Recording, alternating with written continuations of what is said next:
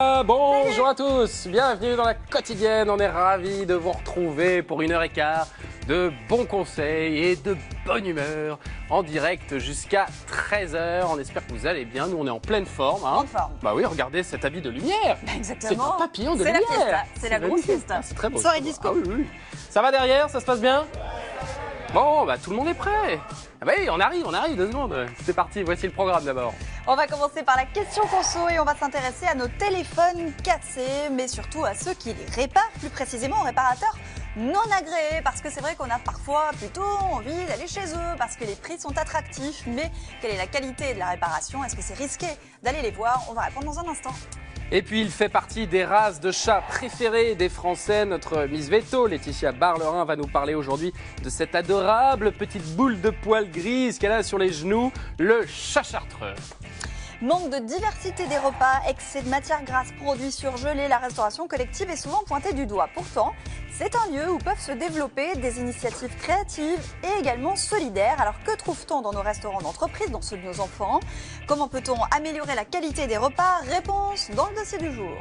Donc on est ici sur la gamme Vivement Midi Premium qui propose une certaine qualité culinaire et des engagements forts en termes de produits locaux, en termes de produits bio, de labels rouges. Et puis on terminera évidemment par vos cas pratiques comme tous les jours. On ira aujourd'hui chez Estelle qui a des locataires qui ne payent plus leur loyer depuis juillet dernier. Elle voudrait aujourd'hui récupérer son appartement. Alors Gérard lui dira ce qu'elle peut faire. Il y aura aussi évidemment des questions pour Laetitia, pour Fabounet et pour Mélanou. On arrive, c'est parti, générique.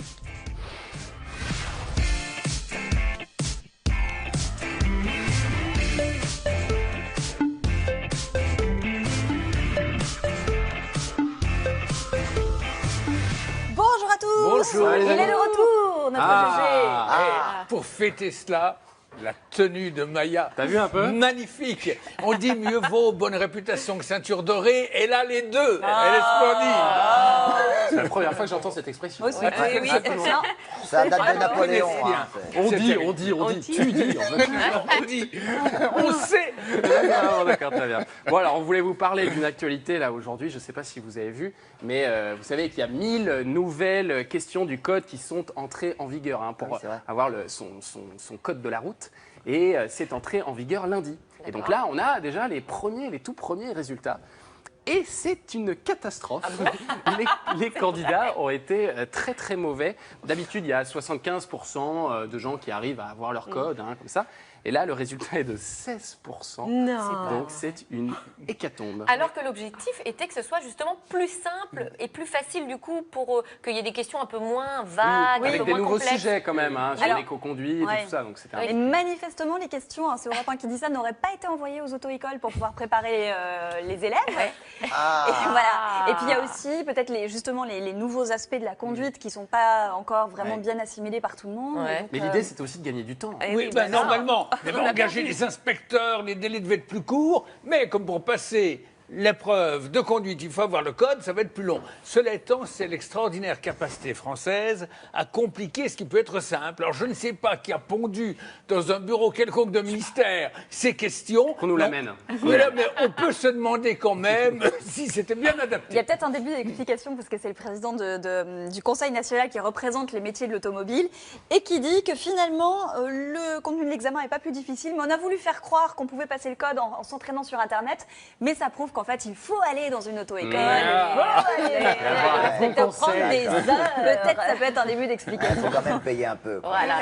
En tout cas, manifestement, ils envisagent quand même de reformuler certaines questions ou des ajustements, mais c'est vrai qu'on peut se demander si c'est pas aussi dommage de s'entraîner un peu sur le dos des élèves qui vont devoir. Et alors du coup, leur solution là, c'est de retirer. Ils vont analyser les questions où il y a eu le plus d'échecs et ils vont les retirer de la circulation, ce qui fait qu'en fait, vous avez été mauvais. Pas Pour de faire problème. monter la moyenne.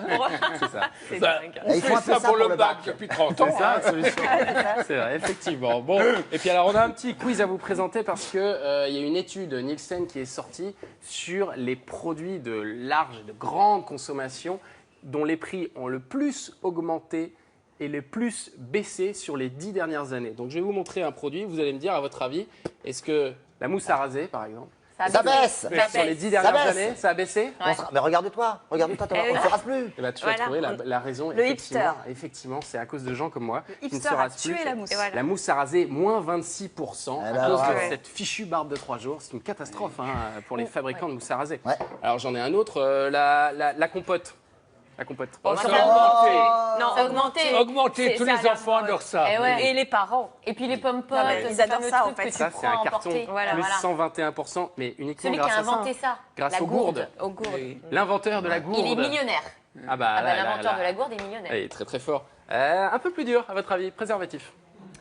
Ça a augmenté. Ça grimpe. Ça a augmenté parce que c'est du, je sais pas quoi, latex plastique et que c'est en hausse parce que le pétrole est en hausse. Non, pas du Mais il n'y a tout. pas de On a compris.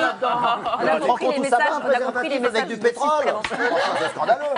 Non, alors ça a effectivement augmenté de 129%. Mais pourquoi Pourquoi une telle La augmentation matière première, non Non.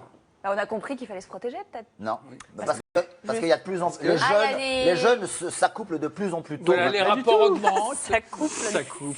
Alors, Non, non, les retraités ça peut être- s'accouplent de plus en plus. Ça peut être un début d'explication, mais non, c'est surtout parce qu'ils sont arrivés dans les grandes surfaces et que maintenant, Qui on en ça trouve partout des préservatifs. C'est pas uniquement... Et c'est en même temps Voilà, plus c'est discret, plus on peut facile. le prendre en même temps que ses petits pois. Et après, tu Oui. recouvres avec plein de choses dans ton caddie. Bain de bouche. Oui, ça a augmenté. Ça baisse. Ça, c'est le plus gros carton. Non, ça n'a pas baissé, ça a augmenté, Eh ben oui. mais alors là, c'est plus 345%. Hein, Il y a de parce la que les grandes pub. marques Il me ont semble- colonisé les grandes surfaces, on en voit partout. maintenant. Thomas, Ouais. Alors il me que c'est semble pas qu'on bon. avait démontré que ça ne servait à rien. Oui, absolument. C'est pas bon. Absolument, c'est pas, hyper utile. voilà. Ça, c'est plus facile, ça. Filtre Ah à non. café. En baisse. baisse. À cause des capsules. À cause des Moins capsules. 36 Ah à oui. cause de Georges Clounet. La laque. Yes. La laque. En hausse, en hausse. En baisse. Je dirais En en baisse, on baisse. se laque moins les cheveux. On fait baisse, plus de en baisse. brushing. En baisse à cause de ça, parce qu'on préfère maintenant Ah le oui, gel, le gel, et la l'huile. cire et tout ça. Au Et ventre. la laque, c'est une catastrophe. Les gens n'en veulent plus. Hein. C'est c'est fini. un Et allez, peu- une petite dernière. En hausse. La vodka. Ça a remplacé le whisky. Exactement. Plus Ah ouais, mais t'es 170%. Ah oui, dans les pour la boîtes, vodka. on ne boit que de la vodka. Les apéros à la maison. Non, c'est aussi parce que les Bravo. apéros à la maison ont remplacé les sorties dans les bars Ah oui. et que Ah les oui. gens achètent du coup beaucoup plus ça chez eux. Ah oui. Mais pourquoi Mais ça? vous C'est vous moins souvenez- cher. Non, ouais, mais pas que ça. Vous vous rappelez, il y a quelques semaines, on avait parlé de l'anis, de l'anisette, Oui. qui était ce qui était le plus vendu carrément dans Ouais. les supermarchés. Donc manifestement, Ça la cartonne, vodka talonne, Ça avec cartonne. modération évidemment, mais les apéros à la maison, de toute façon, on le vend de succès. Et alors, il y a un autre truc qui Ça marche fait pas trop plaisir. mal, il paraît, c'est le téléphone portable. Et on va en parler dans la question conso tout de suite.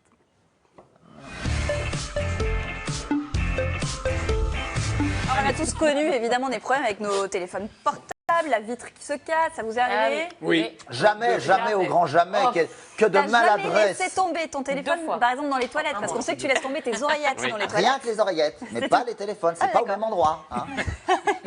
Il fait rien Pas tous les des deux. téléphones dans les Non, oreilles. non, non, ni les clés, ni les téléphones. J'ai jamais compris comment les gens perdaient, égaraient. Tiens, pas plus tard que tout à l'heure, dans le studio de maquillage, il y avait quelqu'un qui avait oublié son téléphone. On se demandait qui avait oublié son téléphone. Ça n'a gêné personne. Mais la l'un vie, de non, vous n'a parce que pas ça son arrive téléphone. C'est toi. Bah oui. Bah là, on parle de ceux qui sont cassés. En tout cas, tu es un oiseau rare parce que ça arrive beaucoup et à beaucoup de propriétaires de smartphones. Du coup, eh bien, quand on va s'adresser à un réparateur, les prix montent parfois assez haut, 150, 200 euros. Alors du coup, bien, la tentation, elle est grande d'aller voir un réparateur qui n'est pas agréé. Ça coûte moins cher, mais est-ce risqué pour le téléphone lui-même ou pour notre portefeuille? On va en parler. Dangereux, éventuellement. C'est dangereux. On va même dire dangereux. Ouais. Ouais. Toxique. Élément de réponse avec Charles Bert.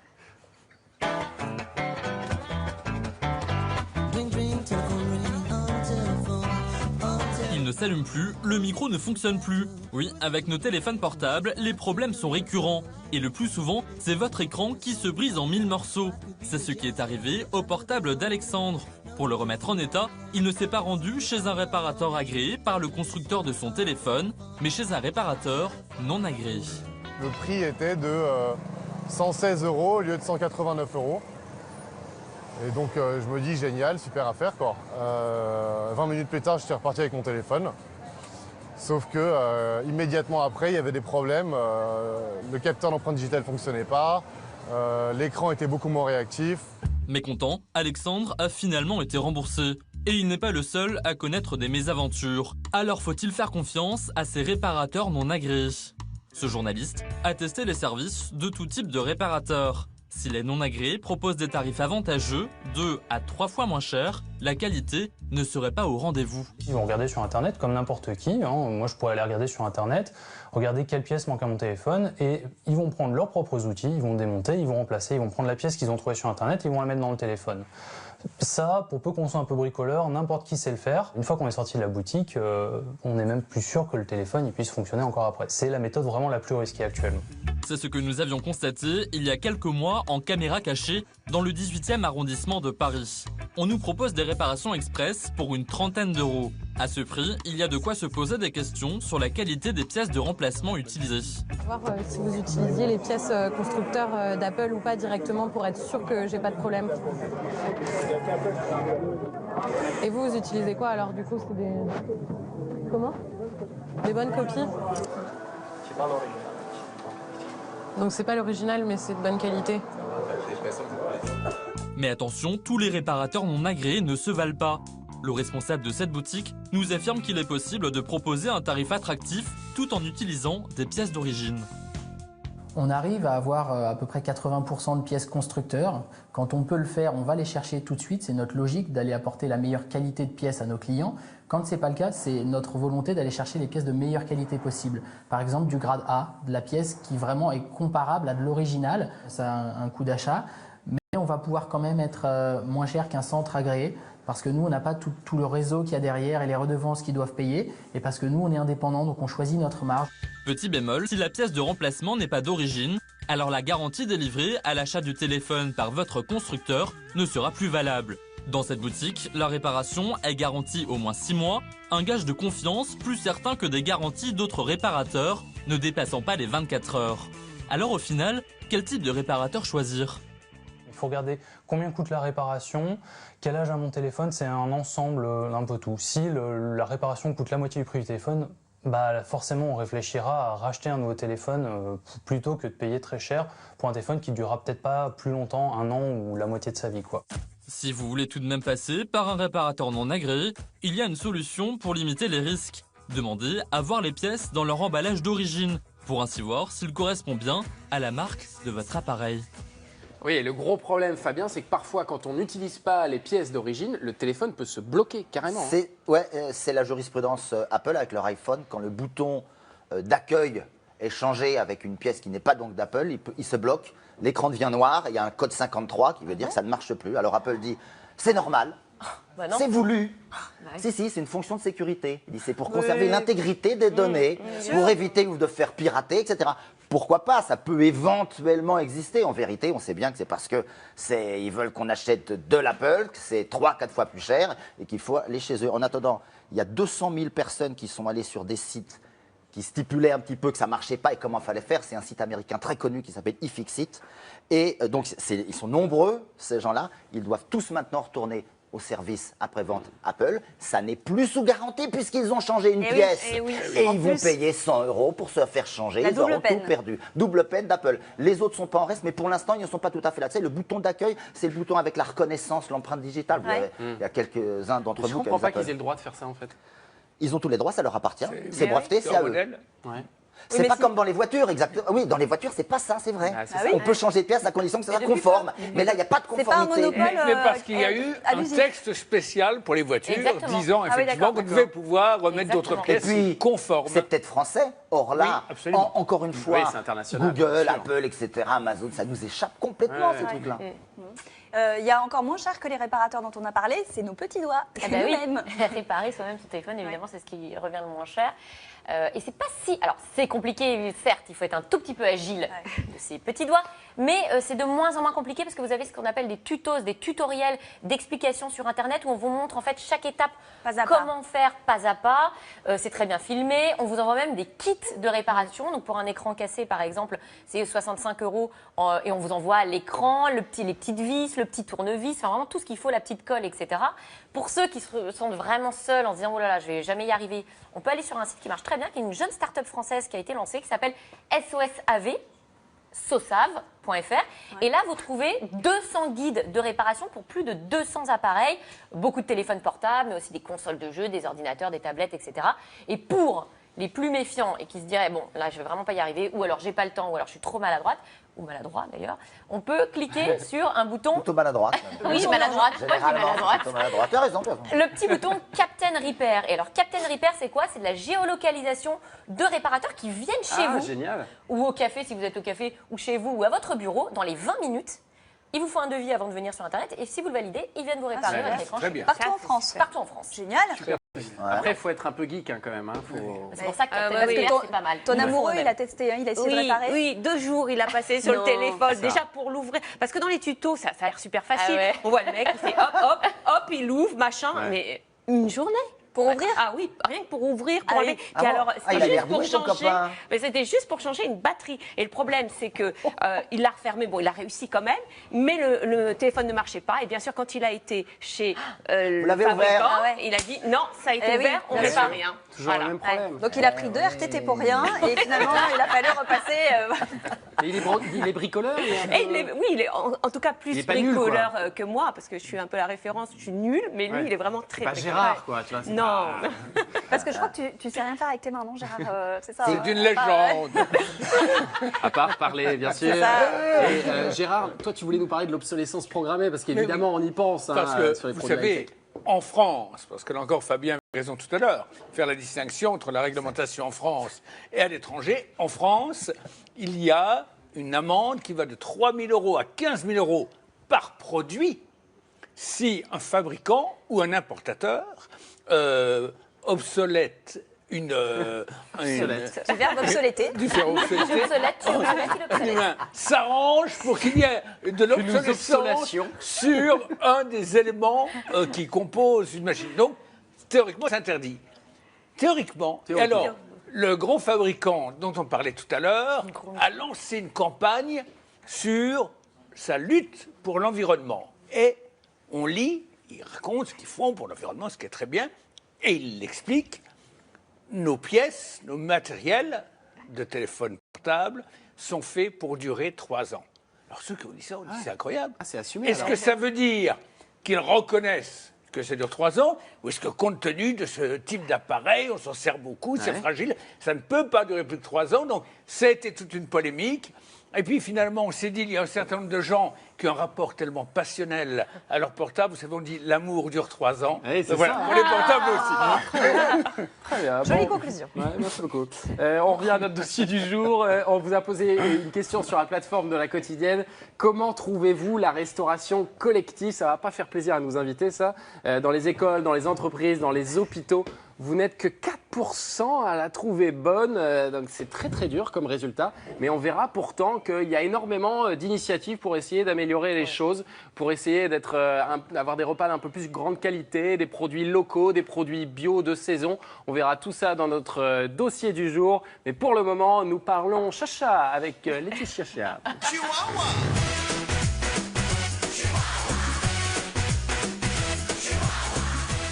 Tu vas nous parler de ce chat qu'on appelle le chat bleu aux yeux d'or, le Voilà, chartreux. c'est le chartreux, c'est un des chats préférés des Français et c'est un chat 100% français. Alors, il n'y en a pas beaucoup, il y en a 2 sur 60 races à peu près de chats. Ah oui. Et nous sommes avec un éleveur de chartreux, Stéphane Monnier. Bonjour. Bienvenue. Bonjour Stéphane. Et alors, juste une chose pour commencer, on dit chartreux. Alors souvent, il y a eu cette légende comme quoi chartreux venait des moines chartreux. Oui. Et de la chartreuse, pourquoi pas, hein, la Ça n'a liqueur. rien à voir? Non, ils ne fabriquent pas la liqueur de ce nom. Ah, d'accord. Non, ça n'a rien à voir, ça a été une légende. En tout cas, c'est un chat qui est très ancien, c'est une race très ancienne, une des plus anciennes d'ailleurs qui existe dans le monde. Et c'est vrai qu'il y a eu beaucoup de mythes, de légendes autour des origines de ce chat. Et en fin de compte, ce chat serait né au Moyen-Âge, au temps des croisades, et ce seraient les croisés qui auraient importé en France les premiers chartreux venant de Syrie. Alors, pourquoi chartreux? Parce qu'il a une robe superbe, vraiment superbe, douce, n'est-ce pas, laineuse, Absolument. qui ressemble à une laine espagnole qu'on appelle Gérard, le chat. la pile des chartreux, qui n'existe pas, Ah oui, je pense, ouais. encore aujourd'hui. Et il faut savoir que ce chat était très apprécié, non seulement pour ses talents de chasseur de souris, hein, pendant des Ah, siècles. c'est un bon chasseur? Ah, c'est un super chasseur de souris. mais aussi pour sa fourrure, qui finissait en robe de chambre. Quoi? Oh, c'est horrible. Si. Et on la vendait même, les pelletiers qui travaillent... C'est plus le cas aujourd'hui, hein, rassure-nous. Non, c'est plus le cas. Mais à l'époque, quand même, on vendait même sa fourrure comme de la peau de loutre. On la teintait et on en vendait comme c'était le début de la contrefaçon, quoi. Voilà. Et Stéphane Mounier, ils ont tous cette robe comme ça, grise? Alors, on ne dit pas gris, on dit bleu pour le chat. Le gris, généralement, est aux souris. Et donc, effectivement, il a toujours ce qu'on appelle bleu, donc c'est un gris qui peut aller d'un gris ardoise, comme là, à un gris un peu plus cendre. Ah, il y a des nuances quand même. Il y a des nuances. Voilà, il y a des petites nuances. On est quand même assez loin du bleu, là. Si, c'est un gris bleu. C'est bleu. Le bleu, c'est du noir dilué. Le gris, c'est un mélange de poils blancs avec les poils noirs. Nuance. Oui. Elle est subtile. Elle est subtile pour les jeunes initiés. Voilà. Et ces yeux dorés, en revanche, ils les ont tous. Alors voilà, les yeux vont du jaune bouton d'or jusqu'au jaune orangé, comme on peut voir sur... Ça a l'air très très gentil comme chat. Il a quel caractère? Alors c'est un peu le chat-chien, très proche de ses maîtres. Généralement, c'est pas le chat qu'on garde sur les genoux la plupart du temps, mais par contre, il est toujours présent à côté de nous. Il a besoin d'être dans la même pièce que ses maîtres. Il nous colle un peu, il est un peu collant. Alors, pas collant au point d'être intrusif, mais il a besoin d'être dans la même pièce, comme là, d'être présent à côté de nous et de voir l'activité dans la maison. Ce qui veut dire que c'est un chat d'appartement plutôt. Enfin, en tout cas, on peut l'avoir en appartement. Oui, parce que surtout que maintenant les chats chartreux naissent dans des élevages ou ils naissent dans des maisons, donc, et ils sont adaptés tout de suite à une vie en intérieur. Donc, ils peuvent très bien vivre en appartement. Et comme cette race est ancienne, c'est une race qui s'adapte beaucoup au milieu de vie de son maître. Elle peut être, c'est un chat qui est heureux à la campagne, comme il peut être heureux en appartement, tout en sachant que comme c'est un chasseur, il faut quand même jouer avec lui pour qu'il... Et si on a déjà des animaux à la maison, ça pose pas de problème. Le tout, c'est que le dernier arrivé soit le plus jeune pour qu'il y ait une notion de territoire et de hiérarchie qui se mette en place. Donc même avec les chiens, il n'y a pas de problème? Même avec les chiens. Il les domine. Voilà. Il n'a pas de défaut, ce chat, en fait. Ouais, moi, je ne trouve pas. Il a une santé fragile, peut-être? Alors, pas du tout. Non. Très, très sain. Par contre, le seul petit défaut, c'est qu'il est extrêmement intelligent. Il arrive à ouvrir des portes, des petites choses comme ça.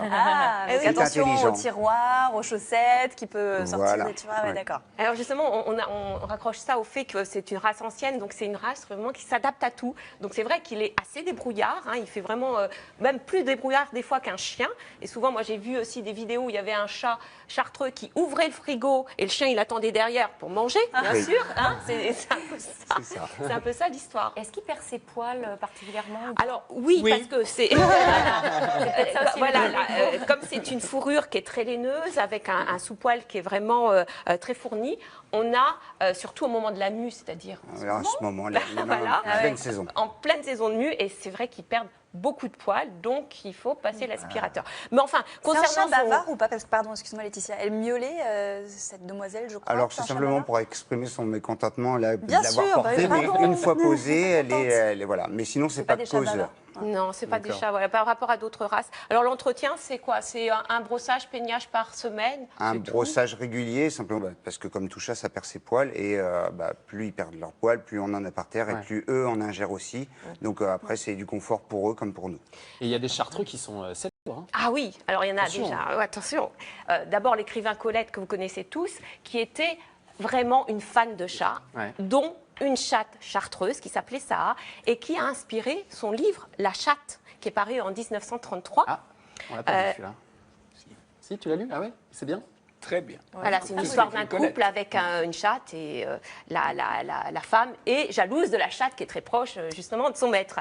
Elle a, alors par exemple, vous savez que Colette a dit « Le temps passé avec un chat n'est jamais perdu ». Qui est vrai, et aussi à fréquenter un chat, on ne risque que de s'enrichir. Alors le deuxième chartreux, alors c'était de s'enrichir, mais sauf que ça coûte cher quand même ces chats-là, non? ça coûte combien un chat vacciné Alors vacciné avec un pédigré pour sa traçabilité d'origine et tout ce qui est certificat génétique, voire pour certaines races des maladies, il faut compter aux alentours de 900 à 1000 euros. Ah d'accord. Voilà. C'est un investissement pour devenir riche. C'est un chat de race et c'est le résultat aussi de tout un travail de sélection. Et puis, voilà. Et puis sinon, il y a toujours la solution d'adopter. Bien entendu. évidemment. Alors voilà, tous les chats gris de refuge ne sont pas des chartreux, mais ils y ressemblent. Voilà. Merci beaucoup Stéphane Meunier d'être venu en plateau et bravo pour ces beaux et gentils chats. Laetitia, on te retrouve tout à l'heure pour les cas pratiques et avant de passer à notre dossier du jour, c'est le moment d'être solidaire.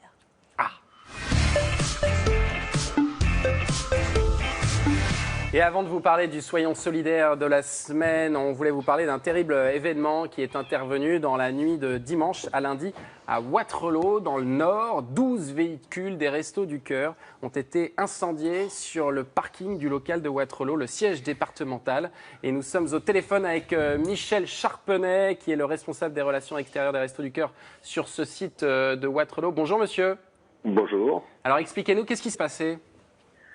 Écoutez, des individus que la police recherche encore ont effectué cet acte de vandalisme absolument inqualifiable, c'est-à-dire de mettre le feu à nos véhicules qui servent aux livraisons des denrées dans les centres de distribution, qui servent aussi à servir des repas chauds aux gens de la rue. Voilà, on est plutôt stupéfaits. Vous avez évalué les dégâts ? Les dégâts sont évalués, oui, entre 4 et 500 000 euros. C'est notamment des camions frigorifiques que nous devons utiliser pour transporter les denrées alimentaires, dont un certain nombre étaient neufs. Et donc ces quatre véhicules frigos ont été complètement cramés. Donc voilà, on est un petit peu dans la difficulté. Alors évidemment, on aimerait bien pouvoir vous aider aujourd'hui. Qu'est-ce qu'on peut faire pour vous ? Écoutez, dans le court terme, nous recherchons justement des véhicules frigos qu'on pourrait nous prêter ou nous donner éventuellement, et des camions pour pouvoir assurer les livraisons. Bon, on a des solutions transitoires qui ont été trouvées, ce qui va nous permettre dès lundi prochain, parce que lundi prochain c'est le début de la campagne d'été des Restos du Cœur, donc ça tombe particulièrement mal. Donc on va quand même assurer le démarrage de la campagne, mais voilà pour le court terme. Ce qui nous inquiète, c'est le long terme, c'est-à-dire c'est pour ça que nous faisons appel à la solidarité de tous pour pouvoir reconstituer ce parc de matériel, pour pouvoir organiser la sécurité, la surveillance des lieux. Enfin, c'est compliqué. Écoutez, on relaie cet appel aujourd'hui auprès de nos téléspectateurs. Si vous pouvez d'une manière ou d'une autre aider les Restos du Cœur et cette antenne, vous pouvez les contacter à ce numéro qui est le 03 20 26 47 01, ça s'affiche en bas de l'écran, 03 20 26 47 01. Si vous avez des camions, si vous êtes un professionnel, que vous pouvez le prêter quelques jours, quelques semaines, éventuellement si quelqu'un peut faire un don, ce serait évidemment formidable. Vous pouvez également nous envoyer un message sur france5.fr et on le relaiera auprès des Restos du Cœur. C'est aussi l'occasion de rappeler que la mission des Restos, c'est pas seulement la campagne d'hiver dont on parle beaucoup, mais c'est aussi une campagne d'été et qui commence précisément chez vous lundi prochain. Michel Charpenay, merci beaucoup d'avoir été en ligne avec nous. Et courage pour ce qui vous arrive, c'est une épreuve et c'est honteux. Voilà, on a été scandalisés quand on a lu ça dans la presse. Donc on espère que des téléspectateurs pourront vous venir en aide dans les jours à venir.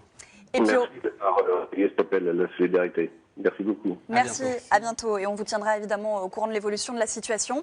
Dans notre Soyons solidaires, c'est aussi le moment de vous rappeler qu'on est solidaire toute la semaine avec les banques alimentaires, qui est le premier réseau d'aide alimentaire en France, qui s'appuie sur un réseau d'associations qui permettent la distribution de repas un peu partout sur le territoire, 79 antennes. Et la banque alimentaire, elle recherche de nouveaux bénévoles toute cette semaine. Oui, alors on vous a lancé un appel lundi et on en est à 17 candidats, 17 personnes qui ont souhaité se mobiliser pour les banques alimentaires. Il faut faire beaucoup mieux toute cette semaine. Alors on compte sur vous pour aller sur france5.fr. Encore une fois, c'est sur l'ensemble du territoire. Toutes les compétences, n'hésitez pas si vous avez un peu de temps à leur consacrer. France5.fr ou 41 555. Allez, on va passer à 12h14 à notre dossier du jour. On vous parle aujourd'hui de la restauration collective. Je préfère manger à la cantine avec mes copains et mes copines.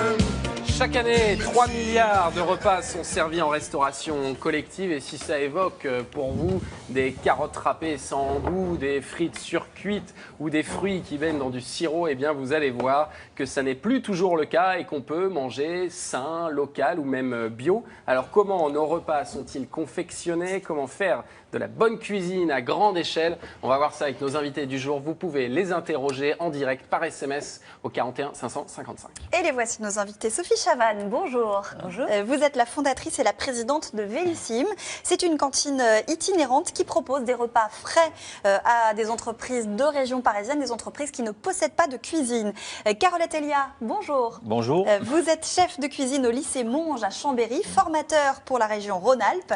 Vous servez près de 1000 repas par jour. Tout à fait. Et enfin, on accueille Ronan de Dieuleveux, bonjour. Bonjour. Vous êtes le directeur marketing et communication de 1001 Repas, qui est une entreprise de restauration collective. Tout à fait. Vous nous avez ramené des petits trucs, la Carole, là, j'ai l'impression. Oui, alors, on va se régaler puisque, un peu ou pas voilà, hein, nous, je dirais, au sein du lycée, on va s'inscrire dans une démarche aussi locale, hein, à terme. Donc voilà, j'en ai profité pour ramener quelques échantillons des produits de Savoie. On va profiter du premier sujet pour pour déguster un petit peu, parce que là, on va filer tout de suite dans les cuisines du numéro 1 de la restauration collective en France. Il propose toute une gamme de services et notamment des cantines dans lesquelles on retrouve des produits 100% locaux. Alors, quelle est la chaîne de production du champ jusqu'au plateau? C'est un reportage de Civil de Lettres. Bonjour, je vais prendre, vous allez mettre un steak haché bio, bien cuit, s'il vous plaît. C'est l'heure du déjeuner dans cette grande entreprise et aujourd'hui à la cantine, pas de chou-fleur béchamel, de langue de bœuf ou de quenelle au gratin. Ici, les repas sont travaillés et faits à base de produits locaux, bien loin de l'image des cantines de notre enfance. Ça va, généralement elle est bonne la cuisine ici, on s'en plaint pas. Je change, enfin, il y a plusieurs restaurants sur le campus. Et donc chaque midi, je choisis par rapport à ce que je veux manger. Les repas sont gérés et préparés par un prestataire spécialisé dans la restauration collective. C'est lui qui fixe les menus. Le reste répond à un cahier des charges établi entre le restaurateur et son client. Donc on est ici sur la gamme Vivement Midi Premium, qui propose une certaine qualité culinaire et des engagements forts en termes de produits locaux, en termes de produits bio, de labels rouges. Le repas moyen coûte entre 3,50 € et 5,50 € aux salariés pour une entrée, un plat et un dessert. Un faible coût qui s'explique par le grand nombre de repas servis chaque jour. Il faut savoir que sur les 8700 collaborateurs sur le campus, on a un taux de captation d'environ un peu plus de 50%. On sert entre 4500 et 4800 repas. Spécialiste de la restauration collective, ce prestataire sert des repas dans 2500 entreprises, près de 1300 hôpitaux et maisons de retraite et dans 5800 écoles dans toute la France. Mais comment sont fabriqués tous ces plats? D'où viennent exactement les produits? Pour le comprendre, nous avons remonté toute la chaîne.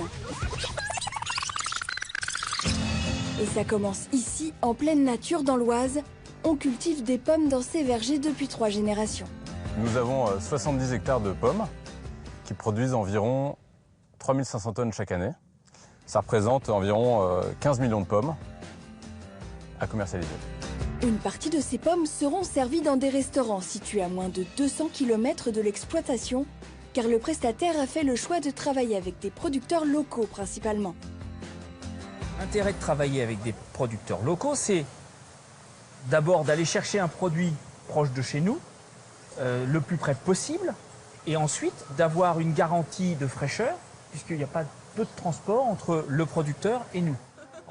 Et il n'y a pas que les pommes, viande, poisson, boulangerie. Ce prestataire travaille avec 11 000 producteurs locaux répartis sur tout le territoire. Pour l'Île-de-France, tous les fruits et légumes sont centralisés ici, dans cet entrepôt à Rungis. L'intérêt, c'est d'avoir la marchandise d'Alexandre qui arrive ici, ensuite qu'elle soit mélangée sur une palette avec tout ce dont le restaurant a besoin en fruits et légumes, du chou-fleur, des tomates, du chou vert. Et le restaurant reçoit toute sa marchandise en une seule fois en fruits et légumes. Au total, près de 80 tonnes de fruits et légumes partent tous les matins de cet entrepôt. Une partie des produits arrive dans les cuisines centrales du groupe, comme ici où chaque jour sont préparés près de 8500 repas à destination d'une 50aine de cantines.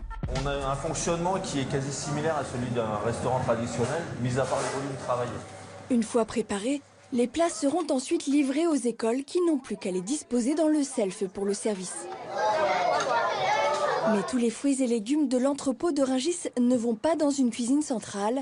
Une autre part arrive directement dans les cuisines des restaurants d'entreprise, car certains sont totalement autonomes et ont leur propre cuisine. Tout le personnel de restauration est employé par le prestataire de service. Bonjour monsieur, enchanté. Ça va? Bonjour.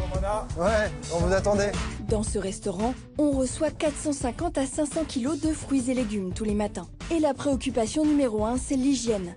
Alors une fois livrée, chaque marchandise suit un cheminement très précis. Les cartons sont retirés dans une pièce à part. Nos pommes vont ensuite devoir prendre un petit bain. On les fait tremper 5 minutes avec ce produit qu'on appelle microchlore. Ce n'est pas de la javel, hein. C'est un produit vraiment spécialisé pour désinfecter et décontaminer tous les légumes. C'est seulement après ces étapes indispensables que les produits peuvent être préparés. Il faut aller vite et bien pour servir plus de 4000 convives le midi. 90 personnes travaillent dans cette cuisine dès 7h30 du matin pour réaliser 7 plats différents et autant d'entrées et de desserts. Au total, ce prestataire de restauration collective sert chaque jour près de 1 400 000 repas dans les différentes cantines gérées par le groupe. Carole Atelier, alors là, bon, on a vu une formule un peu haut de gamme, avec des produits locaux, mais enfin, ça se passe pas toujours comme ça. Hein. Non, ça se passe pas forcément toujours comme ça. Après, la volonté au niveau des collectivités, effectivement, aujourd'hui, c'est d'aller au plus près des producteurs, et il faut aller les chercher. Il va falloir aller les accompagner, structurer toutes ces démarches, puisque nous, au niveau de la région Rhône-Alpes, c'est 20 millions de repas, un peu plus de 20 millions de repas qui sont servis par an. Donc ça veut dire qu'effectivement, il va falloir certainement organiser tout ça par bassin. Ouais. Donc il faut des structures, il faut des bras et il faut de l'envie. Voilà. Et l'envie, elle est là, mais il faut que le reste suive et pour l'instant, ça commence. Est-ce que c'est juste une envie de communication pour l'instant de la part de tous ces groupes en se disant, vous voyez, regardez, il y a quelques petits endroits, il y a quelques restos collectifs qui sont locaux, bio, ou est-ce que vraiment ça va bouger? Oui, ça va bouger. Ça va bouger. Alors pour nous, ça a déjà bougé. Il faut être très très concret. La cuisine, c'est vrai que c'est toujours d'abord une motivation, une équipe derrière qu'il va falloir fédérer et amener aussi les producteurs à venir au sein de nos établissements, nous rencontrer. C'est pour ça on profite. Moi, je préside également un concours là actuellement qui s'appelle Cuisiner les saveurs d'ici. Voilà. Donc avec des candidats qui sont aussi chapeautés par des chefs étoilés, des producteurs qui vont que je vais avoir la chance de pouvoir rencontrer et déjà je dirais constituer un petit vivier et voir quelles sont leurs problématiques et les leviers qu'on a derrière pour pouvoir justement... D'accord, donc ça avance. Ça avance. Mais quand même, Ronan de Dieuleveux, on a beaucoup vous avez vu notre sondage tout à l'heure, avec seulement 4% des téléspectateurs qui trouvent la restauration collective bonne. On a une personne qui nous dit, par exemple, pourquoi la nourriture d'hôpital est-elle toujours aussi mauvaise. En tout cas, ce qui est sûr, c'est que l'image de la restauration collective, elle est très négative encore aujourd'hui en France. Oui, c'est vrai qu'elle est négative, mais vous savez, d'abord, chacun a un principe d'exploitation en fait différent. C'est vrai que chez Mille & Repas, nous avons des chefs qui sont d'anciens cuisinants, qui sont d'anciens de la restauration traditionnelle, commerciale, qui sont sur les sites et qui cuisinent tous les matins. Ils reçoivent des produits frais, des produits locaux, des produits de saison, en fait, à 6 h du matin. Ils cuisinent et ils mettent en place pour le service, évidemment, pour leurs convives. À partir du moment où vous avez une cuisine qui est faite aussi sur le site, sur place, avec des bons produits, vous avez aussi de la qualité. C'est vrai que vous avez 4% des personnes qui ont une bonne perception de la restauration collective. Chez Mille & Repas, on a fait des études tout à fait récemment. Vous êtes à peu près à 72-75% d'excellentes impressions. Et on a une augmentation de la fréquentation lorsqu'on arrive dans un restaurant de plus de 20%. Mais c'est vrai qu'on se dit de manière très basique que de toute façon, faire de la gastronomie à grande échelle, c'est pas possible. Si, c'est possible. Vous savez, ça dépend aussi beaucoup de... Vous avez parlé tout à l'heure d'envie et puis de possibilités. C'est vrai que quand vous avez dans nos métiers... en fait, vous avez 2 types de métiers dans la restauration collective. C'est de la restauration qui est plutôt, on va dire, industrielle et où on massifie énormément. Donc, c'est le principe de la cuisine collective. De la cuisine... comment dirais-je, où on industrialise en quelque sorte avec tous ces produits et on fait de la remise en température. C'est vrai que là, à ce moment-là, vous nuisez à la qualité. Et vous avez l'autre principe qui est la cuisine sur site. À partir de ce moment-là, en fait, il n'y a aucune raison de ne pas préparer de la qualité. Surtout si on a des produits qui sont des produits, encore une fois, frais, des produits locaux, si on fait des animations sur site pour faire découvrir, parce que vous avez parlé dans le reportage d'avant, en fait, de la restauration en entreprise. Nous, on fait beaucoup de scolaires également. On fait 65% de scolaires. Et l'objectif de 1000 et un repas, c'est de faire en sorte aussi qu'il y ait une découverte, une éducation au goût, en quelque sorte, pour faire découvrir de nouvelles saveurs à nos convives. Vous parliez du fait de garder chaud les plats. Comment vous faites ça quand on a des milliers de repas à servir pour les garder chauds, les garder froids aussi parfois? Quels sont les systèmes que vous mettez en place? Alors, il y a différents, systèmes, mais soit on va travailler en direct, sur de l'envoi en direct, sur certains produits, par exemple sur des viandes de première catégorie, donc on va cuisiner au fur et à mesure de la demande. Après, il y a des produits qui vont être beaucoup plus... qui vont tenir beaucoup mieux dans la chaleur, voire même qui vont être intéressants au niveau gustatif. Par exemple, tout ce qui est des ragoûts, entre guillemets, des viandes braisées. Oui, ça pose pas de problème. Voilà, on va être sur des cuissons lentes. Voilà, ça peut cuire des heures. Il y a même tout intérêt. C'est pour ça qu'on retrouve beaucoup dans la restauration collective, parce que c'est pratique, entre guillemets, c'est facile à faire. C'est vrai qu'il y a beaucoup de ratatouille à la cantine. Non, mais beaucoup de viande en sauce. Il y a beaucoup de viande en sauce, effectivement. Je dirais, pour répondre un petit peu par rapport à ces viandes en sauce, il ne faut pas oublier non plus que les viandes en sauce, elles ont perdu quelque part un peu leur lettre de noblesse, alors que c'était aussi, ça participe au niveau nutritionnel, notamment quand on va mettre du thym, du laurier, sont aussi des aromates qui ont des propriétés aseptisantes.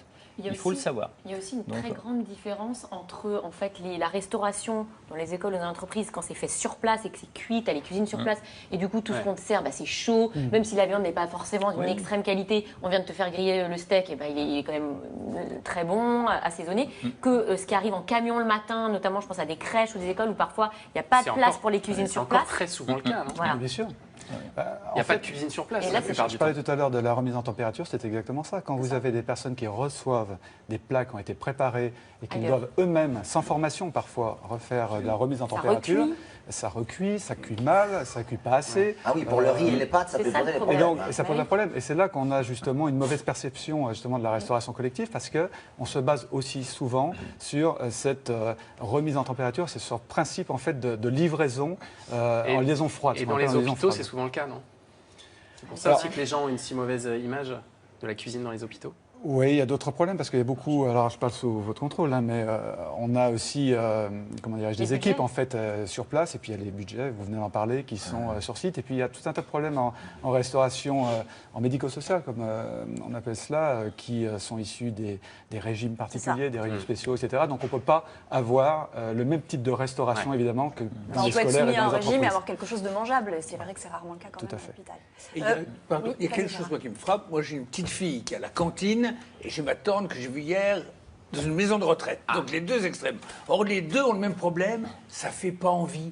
Des gamins, il faut leur donner envie, il ne faut pas que ce soit quelque chose qui soit d'un aspect qui les interpelle. Les personnes âgées, il faut leur ouvrir l'appétit. Moi, ce qui me frappe, au-delà de la qualité, c'est souvent la présentation qui n'est pas très... Alors qu'un petit pain au chocolat... Non, mais ça dépend. Alors, je vais répondre, si vous le permettez. C'est vrai que la cuisine... ça fera appel aux 5 sens, c'est l'analyse sensorielle.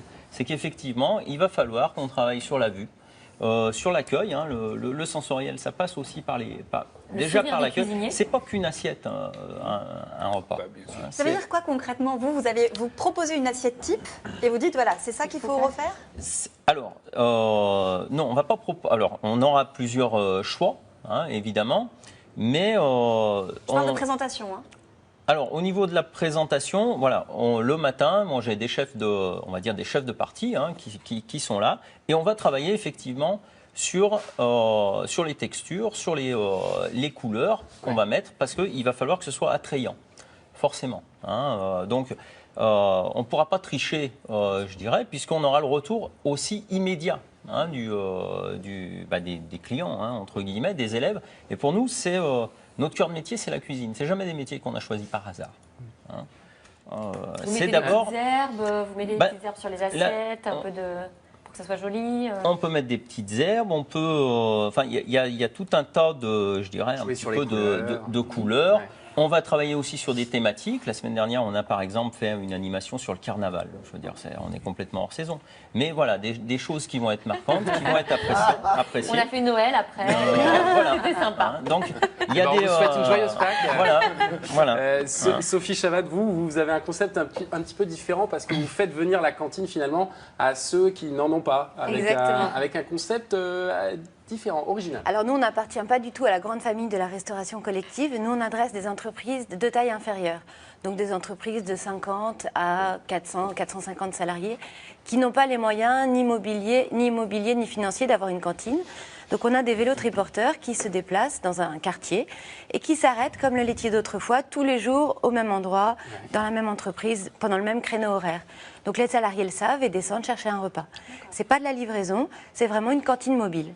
Est-ce que ça veut dire que du coup les tarifs sont un peu plus chers qu'une cantine classique ?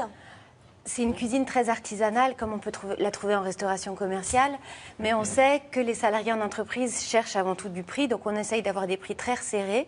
On est pour le repas complet, pain, eau, plat principal et dessert entre 9,90 et 11,90, donc c'est quand même des formules avec un prix très serré. Ouais. Ouais. Mais plus cher que un peu plus cher que la restauration collective, puisque l'entreprise n'abonde pas. Voilà, c'est ça. On n'a aucune subvention de l'entreprise, c'est le salarié qui paye avec son ticket restaurant. Et ils sont préparés où vos repas? Ils ne sont pas préparés sur le vélo? Non. On travaille avec 3 cuisines qui sont des petites cuisines qui travaillent avec nous, qui ont chacune leur spécialité. Donc l'une est sans gluten, elles sont en région parisienne, on récupère les plats le matin même et on les sert directement dans les entreprises. On a une question SMS, est-ce qu'il y a des cantines 100% bio? Ça vous intéresse? Vous êtes nombreux à nous poser cette question sur le bio.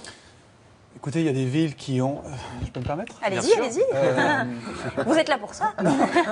Juste un paquet. Allez-y. Non, vous avez des villes aujourd'hui, des communes ou des municipalités qui ont choisi, il y a quelques années, en fait, d'essayer de faire du bio, 100% bio. Ils sont tous revenus à ça. Ah bon? C'est extrêmement compliqué. On parlait tout à l'heure de production locale. C'est quand même compliqué aussi sur la masse, sur la logistique, sur tout un tas de choses comme ça, en fait, de livrer des produits bio. Aujourd'hui, d'ailleurs, on parle assez peu, y compris dans les appels d'offres, clairement, des collectivités, on parle assez peu du bio. On parle beaucoup plus des produits locaux. Donc les produits locaux, c'est quelque chose qui fait partie d'une démarche dont on parle beaucoup aujourd'hui, qui est l'économie circulaire. Et cette économie circulaire, c'est justement pour favoriser en fait l'économie locale. Donc c'est pour ça que les entreprises de restauration collective aussi travaillent beaucoup aux côtés des associations qui sont créées. Le bio, pas trop, quoi. Et le bio, moins. Pourtant, l'agence qui promeut l'agriculture biologique dit que 59% des établissements de restauration collective proposent des produits bio. Oui, il dit qu'elle propose des produits bio de temps en temps, à hauteur de 59%. Quand on fait le calcul moyen et annuel, on retombe à moins de 3%. Mais vous parliez de ceux qui avaient essayé des... 23% qui font du 100% bio? Oui. Au total. Vous parliez de communes qui avaient essayé le 100% bio, c'est de Bordeaux, Grenoble notamment, qui sont redescendues à 30%, ce qui est déjà exceptionnel. C'est déjà exceptionnel. Mais il y a une loi qui vient d'être votée par les députés en janvier dernier, qui dit qu'il va falloir maintenant dans toutes les cantines 40% d'alimentation de proximité, donc, dont 20% de bio, votée par les députés. Mais refusé par les sénateurs, la navette parlementaire. Eux, ils ont dit, d'accord, mais on enlève tous les chiffres, tous les éléments chiffrés. On fera en fonction des capacités de production, parce que tu sais, l'alimentation de proximité, il faut que ça soit... Voilà, avec des arguments qui se tiennent. En France, le bio, c'est 5% surface cultivée. Comment voulez-vous qu'on arrive en 2020 à 20% en quelques années, de 5 à on ne pourra pas. Il faut savoir aussi que, pour l'instant... Donc, nombre de cantines, 70% des viandes notamment, sont importées de l'étranger. On parle de Pologne, on parle de lapins chinois qu'on a retrouvés dans les cantines pour les enfants. Donc, comment voulez-vous, avec si peu de délai, arriver à du local et du bio? C'est impossible, on n'y arrivera pas. Je termine en disant que, rappelez-vous, le Grenelle de l'environnement, c'était en 2007. Pour 2012, on disait déjà 20% de bio, on en est à moins de 30%. Ça n'avait pas marché, ça ne marchera toujours pas. Les circuits ne sont pas faits pour ça actuellement. Alors on va poursuivre cette discussion dans un instant. Auparavant, vous parlez d'une très belle initiative sociale et solidaire. Ça se passe à Paris. Une dizaine de restaurants permet aux retraités de déjeuner à petit prix. C'est l'occasion de retrouver un petit peu de convivialité au moment des repas. Et le soir, ces restaurants, eh bien, ils sont ouverts pour des personnes qui sont en situation de grande précarité. Quelles sont les conditions pour accéder à ces établissements? Comment les repas sont-ils préparés? Réponse dans ce reportage signé Sybille Delettre. Ce restaurant, c'est un peu la cantine de François et sa femme qui déjeunent ici tous les jours. Une ambiance conviviale et bon enfant que ce couple de retraités apprécie particulièrement. C'est que c'est plus facile de faire la cuisine à la maison. Puis on se fait un peu des amis aussi. On peut discuter un petit peu. On reste quelquefois un tout petit peu après le repas. Et pour ce repas, François ne paye que 5 € car ici c'est un restaurant social géré par la mairie de Paris. On en compte 42 dans toute la capitale et au déjeuner, il est réservé uniquement aux retraités. Le tarif des repas est calculé en fonction des revenus et c'est ouvert à tous. Les plus démunis payeront 2,50 € et les plus aisés 11 € maximum. Et pour ce prix, les retraités ont droit à un repas complet. Du poisson. Et du poisson avec un petit citron. Tous les jours, on propose un potage chaud, et c'est très apprécié, même en été, par les usagers, ce qui permet aussi aux personnes qui ont un certain âge de s'hydrater. Tous les jours, on propose un féculent, un légume vert, un plat de protéines, avec un poisson aussi. Mais ce qui fait surtout la particularité de ce lieu, c'est qu'il y a 2 services. Le midi, ce sont les personnes âgées, et pour le dîner, à partir de 17h15, le restaurant social devient solidaire, c'est-à-dire que les repas sont gratuits. Il suffit d'avoir une carte délivrée par les services sociaux et 150 associations. Nous avons des gens de différents horizons, des gens qui sont sans ressources, des gens qui sont sans logis, des gens qui sont en situation de grande précarité, des travailleurs pauvres. C'est des univers très, très variés, des femmes seules avec des enfants, des hommes seuls aussi avec des enfants. Donc c'est vraiment une diversité et une culture très, très différente. Dès l'ouverture des portes, la salle se remplit très vite. Parmi les convives, Roselyne qui vient ici depuis 6 mois avec ses 2 enfants.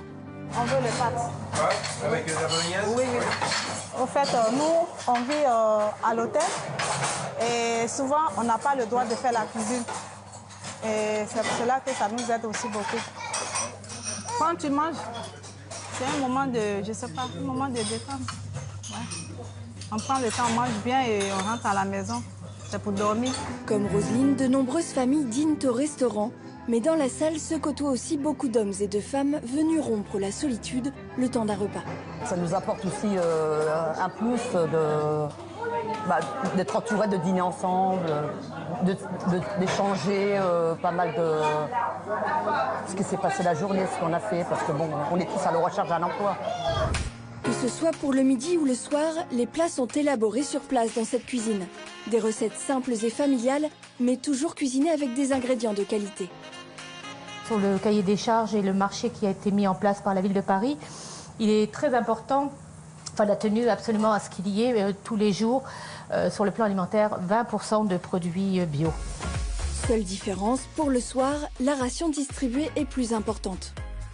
Souvent, les gens qui viennent au restaurant le soir, ce sont des gens qui ne font qu'un repas par jour. Donc, on a vraiment mis la fourchette au maximum de ce que l'on pouvait prétendre dans la restauration, dans les besoins en restauration collective.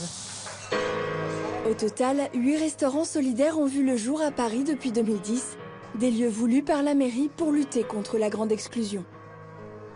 Manger dans la rue, c'est absolument pas digne. Donc l'idée, c'était de permettre à des gens d'être au chaud, de se poser, de créer du lien. Ça leur permet de voir du monde et de pouvoir s'asseoir, manger au chaud, un bon repas. Dans ce restaurant, ce soir, 146 repas ont été servis. Et la demande ne fait qu'augmenter. Pour y répondre, 4 nouveaux restaurants solidaires devraient ouvrir leurs portes d'ici 2020. Voilà, de très belles initiatives solidaires, sociales. Et il y a un autre problème qui peut peut-être aider. D'ailleurs, c'est le problème du gâchis. Hein. Une personne nous dit, je pense que le gâchis doit être très important dans les cantines. Il serait peut-être temps de réduire la taille des assiettes, par exemple. Qu'est-ce que vous faites? Je sais que vous êtes assez investi sur ce problème du gâchis alimentaire. Tout à fait. C'est vrai que c'est un problème qui est important parce que l'année 2014 était l'année européenne de lutte contre le gaspillage alimentaire et on a eu des chiffres à cette occasion qui laissent apparaître que sur un plateau de 450 grammes, vous avez à peu près 167 grammes de déchets alimentaires. Donc on jette plus, le Français jette plus d'un tiers du plateau. Et c'est vrai que c'est une initiative que l'on a lancée, donc la démarche Zéro Gaspi chez Miller Repas depuis déjà 2007, en supprimant les lignes de self traditionnelles qui sont génératrices de gaspillage. Il y a le fait de faire la queue en fait. Le fait de faire la queue, de se servir énormément, d'arriver en bout de chaîne et de prendre un plat chaud qui nous est servi. Qu'est-ce que vous faites à la place? Alors, on met des pôles de distribution. Ce qui permet en fait aux convives de pouvoir se servir d'abord d'une entrée, en quelque sorte, de manger l'entrée, et avec la même assiette, parce que c'est une autre subtilité, on a supprimé une assiette sur les deux, d'aller se servir du plat chaud avec la même assiette. Et grâce à cela, économique pour vous aussi. Alors, économie, parce que grâce à cela, vous avez une économie très importante, puisqu'on passe de 167 grammes en moyenne nationale à moins de 20 grammes de déchets alimentaires sur les restaurants Zéro Gaspi. Et donc, on parlait tout à l'heure de réinvestissement. Ce que l'on ne jette pas, on n'achète pas, donc en part alimentaire, et on réinvestit cette somme dans les meilleurs produits. On parlait tout à l'heure d'économie circulaire, donc sur les produits frais, les produits locaux, des produits de saison. Et quand vous avez des chefs qui sont sur place, sur site, qui cuisinent des bons produits, eh bien évidemment, meilleur c'est, et on gâche moins, et on gaspille moins. Donc en fait, on est dans un cercle vertueux qui est extrêmement intéressant. Une petite question SMS, la pause déj, c'est sacré. Je prends toujours 45 minutes pour bien manger pendant que mes collègues déjeunent devant l'ordinateur. Tu sais qu'il y a un peu la bataille entre le déjeuner au restaurant et puis celui au bureau en fait. Hein. Oui, alors vous, qui gagne? Vous auriez quoi justement entre le jambon beurre, resto? Eh ben voilà, eh ben j'en étais sûre, vous êtes des gros tirs au flanc. C'est pas moi qui le dis. C'est une étude de chercheurs à Berlin, universitaires, qui ont montré que en fait, ceux qui prenaient une pause déjeuner dehors, même une petite pause d'1 heure, eh bien, revenaient beaucoup plus déconcentrés, avaient beaucoup plus de mal à s'y remettre que ceux qui mangeaient avalés d'un pouce un sandwich devant leur ordinateur et qui étaient beaucoup plus productifs le reste de la journée.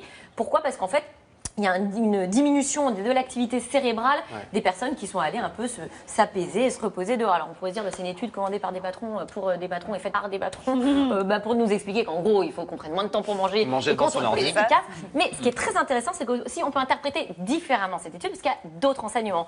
Et entre autres que le fait d'aller dehors, se délier un peu les jambes, penser un peu à autre chose et revenir ensuite au travail, les salariés revenaient déstressés, plus détendus, alors que ceux qui étaient restés devant leur écran étaient beaucoup plus anxieux. Donc certes productifs, mais anxieux. Et donc finalement, comment on sait que la bonne entente au travail, quand on a des collègues détendus et enjoués... Bon, enfin, les patrons, la bonne entente, ils ont fait un peu. Hein. Eh bien, figure-toi, ils ont tort, parce que du coup, qu'est-ce qui se passe? Il se passe que tu luttes à plus long terme, tu luttes contre le burn-out. Tu as du cœur à l'ouvrage, donc finalement, tes journées durent peut-être plus longtemps, tu travailles un peu plus. Et donc à terme, moi je dis au patron, vive les pauses déjeuner de 4 heures. Ce sera beau. Vous, c'est un peu entre les deux, parce que vous le disiez, dans des petites boîtes, ils viennent chercher à votre triporteur et puis ensuite ils vont se mettre devant leur bureau. En général, c'est ça. Hein. Nous, la majorité de nos clients, c'est quand même des super mamans ou des travailleurs un peu pressés qui veulent rentabiliser la pause déjeuner. Voilà. Et vous faites attention quand même à l'équilibre alimentaire de ce que vous donnez. Vous avez un nutritionniste, par exemple, qui travaille dessus? J'ai travaillé en amont avec des naturopathes, des nutritionnistes pour vraiment penser qualité de vie au travail. Aujourd'hui, c'est un souci des entreprises d'apporter de la qualité de vie au travail dans le cadre de la RSE. Donc, on a pensé des déjeuners équilibrés avec un vrai apport de légumes pour que la jauge de légumes augmente, avec un minimum de sel, avec évidemment des produits de qualité, des filières courtes, de la viande labellisée, abattue, élevée et née en France, avec une bouteille d'eau, parce que dès qu'on a une sensation de soif, on est déjà en insuffisance et en diminution de performance intellectuelle. Il n'y a pas de soda chez vous? On les vend, mais on offre une bouteille d'eau. Donc effectivement, on ne vend pas de soda, puisqu'on offre déjà une boisson. D'accord. Quelqu'un nous dit, je suis dans une petite entreprise où il n'y a ni ticket restaurant ni cantine. Est-ce normal? Que dit la loi? Alors la loi dit d'abord qu'il est interdit de manger à son poste de travail. C'est-à-dire pousser l'ordinateur et mettre l'assiette, c'est un délit. Donc ça renforce encore plus ce que dit Mélanie. Travail peut dresser un procès verbal. Vive les 4 heures de déjeuner. Et ensuite, cela dépend s'il y a plus de 25 salariés qui demandent à manger l'entreprise. L'employeur a l'obligation d'organiser un local de restauration. En local de restauration, c'est une table, des chaises, etc. S'il y a moins de 25 salariés qui le demandent, il doit mettre à disposition un local adapté qui ne peut donc pas être le poste de travail. Et la question s'est posée, est-ce que si l'employeur distribue des tickets restaurants, est-ce que ça remplace? Arrêt du Conseil d'État, non. Parce que tout le monde ne souhaite peut-être pas sortir avoir un ticket restaurant. S'il y en a 25 qui veulent manger sur place, ils auront une table, des assiettes, et sinon l'employeur est en infraction. Très bien, merci beaucoup pour tous ces conseils à retenir avant de refermer ce dossier. La cuisine collective doit respecter un plan alimentaire et des règles de nutrition strictes. On n'a pas eu le temps d'en parler, mais effectivement, vous avez des règles les mêmes à peu près que dans la restauration classique. C'est plus draconien. C'est plus draconien dans la restauration donc classique. là-dessus, au moins, on peut être rassuré. Oui. Et puis, vous le voyez, les habitudes évoluent. C'est vrai que le self traditionnel laisse place progressivement à des îlots séparés. Les produits locaux et le bio sont de plus en plus présents dans la cuisine collective. Et puis, des efforts restent à faire pour les salariés ou les élèves qui déjeunent à la cantine. Il faut par exemple suivre l'exemple du zéro gaspille dont on a parlé et se servir les quantités que l'on est sûr de manger, ne pas avoir les yeux plus gros que le ventre. Voilà, merci encore à tous les trois d'être venus sur ce plateau. Merci à Isabelle Romer qui nous a aidé à préparer ce dossier. On va filer dans les canapés pour répondre à vos cas pratiques.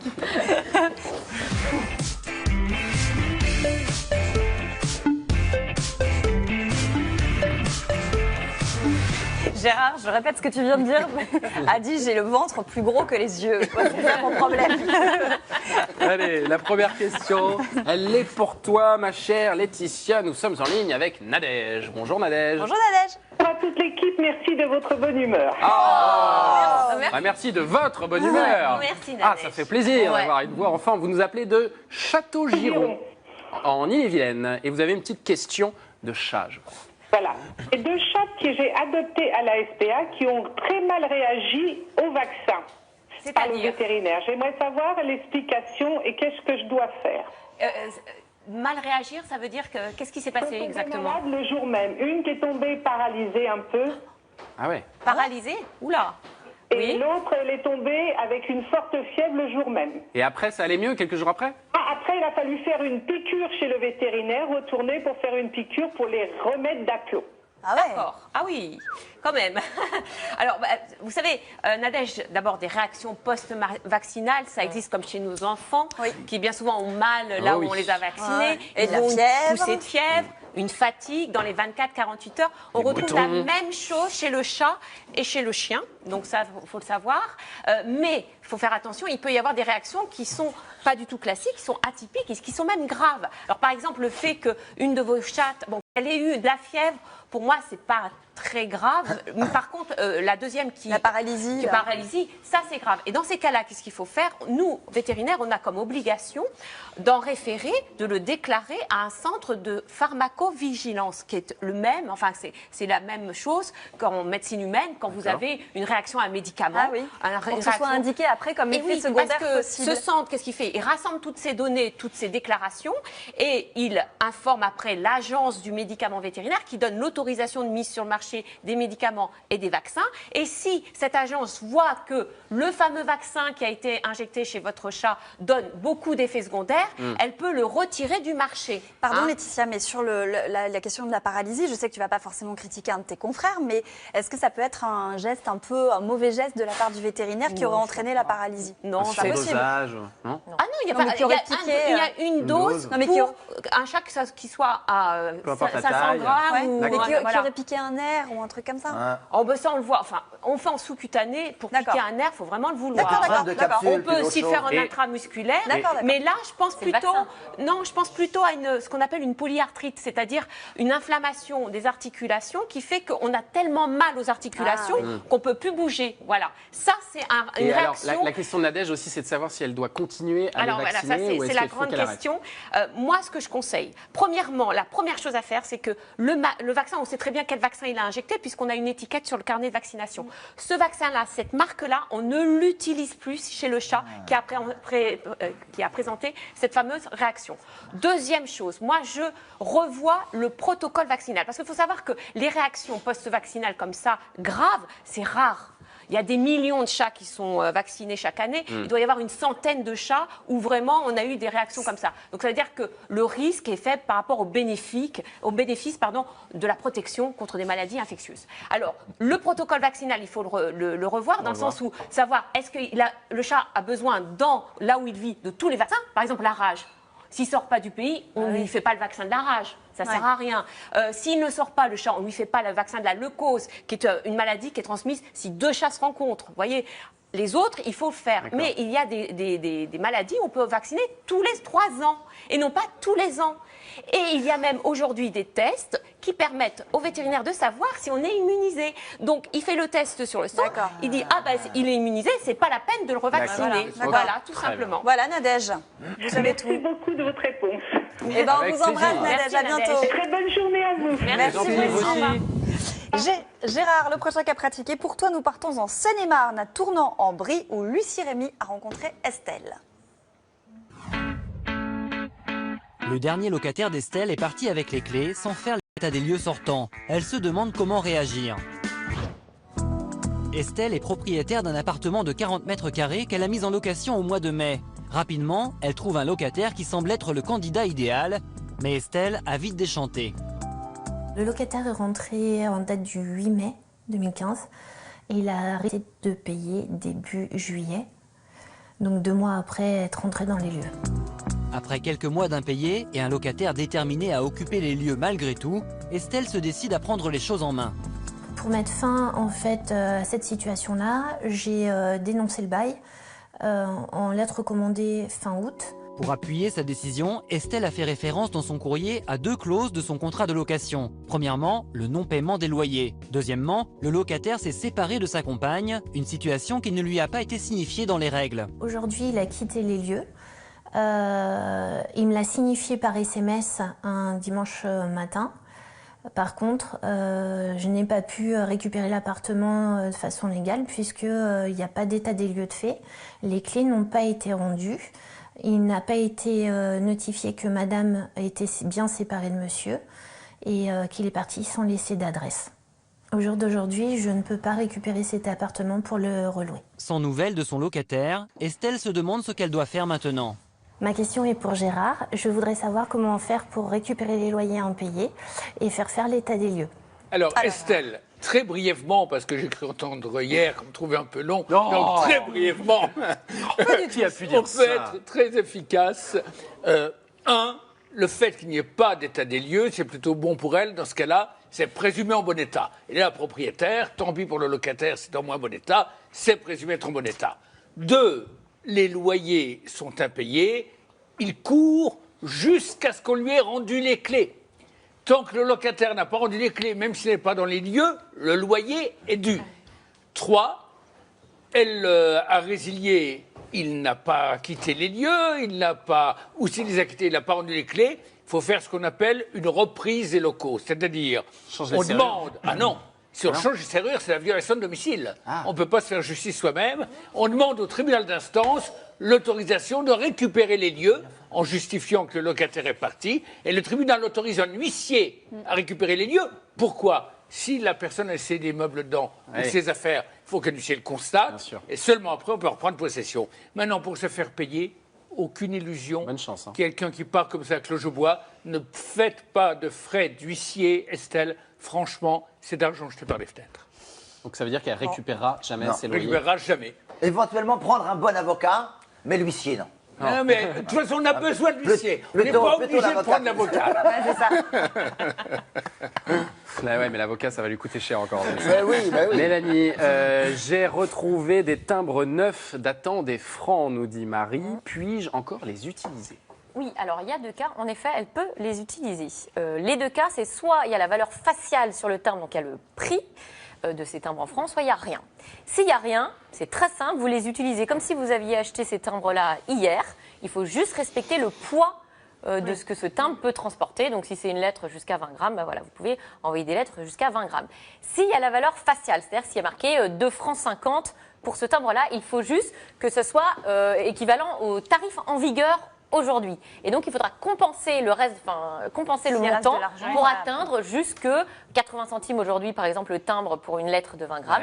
Eh bien, vous devez compenser de 2,50 francs jusqu'à 80 centimes d'euros. Donc, tu peux faire le calcul, toi qui es un grand mathématicien, pour envoyer votre enveloppe. Et voilà, vous complétez en fait avec les timbres d'aujourd'hui. Mais effectivement, ce sont des timbres toujours valables. Très bien. Incroyable. Fabien, une question de Norbert. Mon contrat de travail se termine le 31 mai prochain suite à un licenciement économique. Ma mutuelle d'entreprise va-t-elle s'arrêter immédiatement ou puis-je encore en bénéficier un temps? Excellente nouvelle pour vous, Norbert. La mutuelle d'entreprise va perdurer et gratuitement. Ah bon? Ouais. Il y a une seule condition, c'est de toucher les allocations chômage, ce qui va être le cas, il s'agit d'un licenciement économique. Enfin, fin de CDD, rupture conventionnelle, ça marcherait aussi, hein, faute lourde, etc. Non. Donc ça, c'est gagné. Combien de temps maintenant? Cette mutuelle-là perdurera donc gratuitement la durée du dernier contrat de travail. Si c'est un CDD de 3 mois, ça ne perdure que 3 mois, mais dans ce cas-là, c'était visiblement un CDI, licenciement économique, ça durera le durée du contrat, limité toutefois à 12 mois. Donc en gros, CDI gratuit pendant 1 an. J'ajoute quand même que toutes les garanties dites de prévoyance qu'on a en entreprise accolées aux mutuelles santé, c'est-à-dire les cas de décès et d'invalidité, dans lesquels on a droit à un capital ou une rente, perdurent elles aussi. Ça, c'est depuis peu, elles ont été rajoutées il y a 1 an. Donc c'est tout bonus, licencié économique, hein, tout bonus, si je puis dire. Hein, c'est pas une chance non plus, hein, comme ça. Mais au moins, il y aura ça et gratuitement pendant 12 mois. Dernière petite question pour toi, Gérard. Béatrice te demande, à l'occasion du ravalement de la façade de mon immeuble, des ouvriers ont installé un store au-dessus de tous les balcons. Après les travaux, j'ai pris le store sur la tête car il avait été mal fixé. Contre qui dois-je me retourner, sachant que moi, je suis seulement locataire? Qu'elle soit locataire ou propriétaire, c'est la même chose. C'est bien entendu la responsabilité de l'entreprise qui est assurée pour ça. Il n'y a aucune faute du propriétaire, c'est installé après l'entrée dans les lieux. Donc elle se retourne contre l'entreprise, elle demande à l'entreprise de l'indemniser. Si l'entreprise ne le fait pas, on écrit à l'assureur de l'entreprise, elle sera indemnisée. Et je suis désolé pour Béatrice, vraiment elle n'a pas de chance. Est-ce qu'on a le temps pour une mini-question pour Laetitia? Mini. Le tatouage d'un chien est-il obligatoire ou l'identification par une médaille accrochée au collier peut-elle suffire? Non, ça ne suffit pas. L'identification est obligatoire pour tous les chiens qui ont moins de 18 ans. Donc tous les chiens, c'est un peu ça, et tous les chats qui sont nés après le 1er janvier 2012, donc moins de 4 ans. L'identification par puce électronique, éventuellement par tatouage, mais aujourd'hui on fait que puce électronique.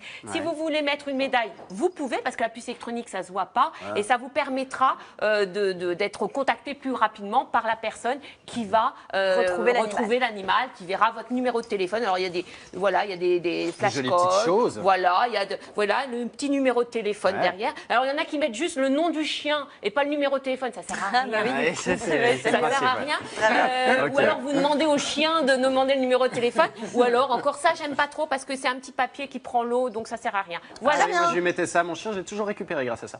Bon, merci beaucoup. Si vous aussi vous avez des cas pratiques à poser à nos spécialistes, n'hésitez pas, ça se passe sur france5.fr. Avant de se quitter, on vous rappelle qu'on est solidaire toute la semaine avec les banques alimentaires. On recherche de nouveaux bénévoles. Vous répondez à l'appel, ça continue de monter. On a 23 bénévoles pour participer à toute l'émission. France5.fr, SMS 41 555 si vous voulez rejoindre l'association. Dans une seconde, c'est la quotidienne la suite qui démarre. Quel est ton programme, ma chère Farida? Et bien, on va vous parler des fruits exotiques et je ne serai pas toute seule sur ce plateau. C'est magnifique, Sophie. Quelle mise en scène. Bon, à tout de suite, les filles. Et puis, demain, spécial impôt dans la quotidienne. Il vous reste encore un peu de temps pour remplir la déclaration de revenus. On va vous donner tout le conseil avec des spécialistes en plateau. C'est vrai. Salut. À demain. Un jour.